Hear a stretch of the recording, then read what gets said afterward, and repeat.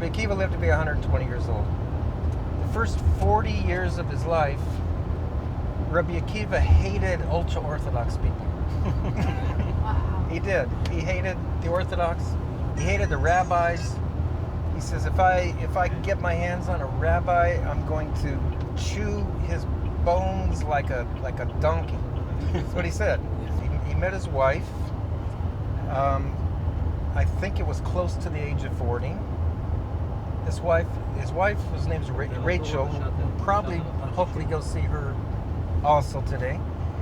And Rachel was the daughter of the richest man in Israel. His name was Kalba Savua. The richest man in Israel. He was at least one of the top 5, right? Uh-huh. She met him before he became religious, when he was still a hater of the Haredim, a hater of the ultra-Orthodox. But she saw in him incredible promise. When she met him, he was still totally secular. He didn't know anything about religion, anything about it at all. But somehow, I guess in maybe a working relationship with her father or something like that, she encountered him. I think he was working, it's like a laborer for his father. And she noticed something special about him. She says, you know what? You are a special soul. And if you promise to go out and become a holy person, become a Torah scholar, give it all up, whatever type of life you're leading right now, I will marry you. And she said, you are a special soul. You're something really, really special. So special, I'm willing to be your wife. Which was totally ostracized her from her father. He disowned her basically because she married him. And she said not only was she willing to marry him, but she was willing to live alone as well. She said, you go and become a holy man. You go and become a Torah scholar. And I'll worry about the rest. And he did. And he was away from his wife for 12 years. And during that 12-year period, he made 12,000 students. So he comes back after 12 years, and there's somebody who's given her, Rachel, Rabbi Akiva's wife, a hard time. So, what kind of a husband is that? That he's not even taking care of what's going on at home, and he's away, and he's learning Torah, and he's got the life of the life and style, and he doesn't have to worry about the problems of married and life and all the rest of it. What kind of a person is that? And it's just a cop-out. He's just an escapist. You're escapers. That's not the proper way to do things. And you overheard this conversation, and she answered this person.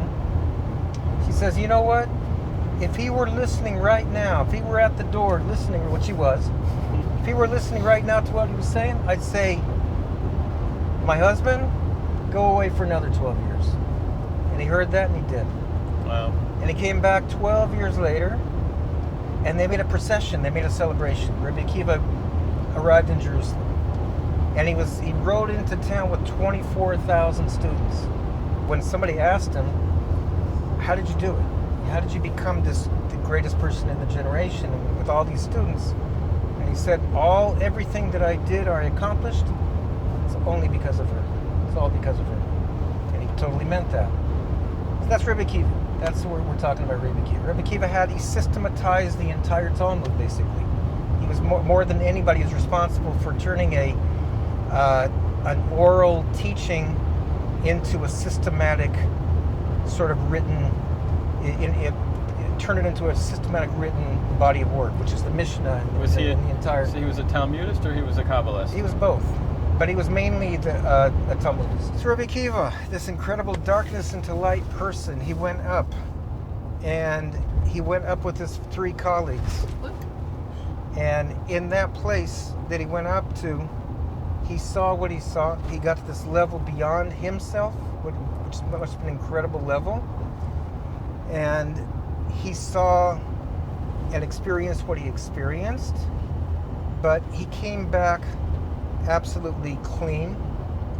He went in peace, he came back in peace. One of the simple explanations is that he committed to come back and do what he needs to do in this world. He was committed to rectify the world. And when he's up in that type of a expanded, out-of-body type of experience, he can't rectify the world only in that way. He has to come back and be grounded and rectify the world where he is right now. So how do we describe the kind of experience that they had? I mean, what was it like? Obviously, we're talking about people going into a mind space, into a state of being where everything that's going on, everything around them is like unified.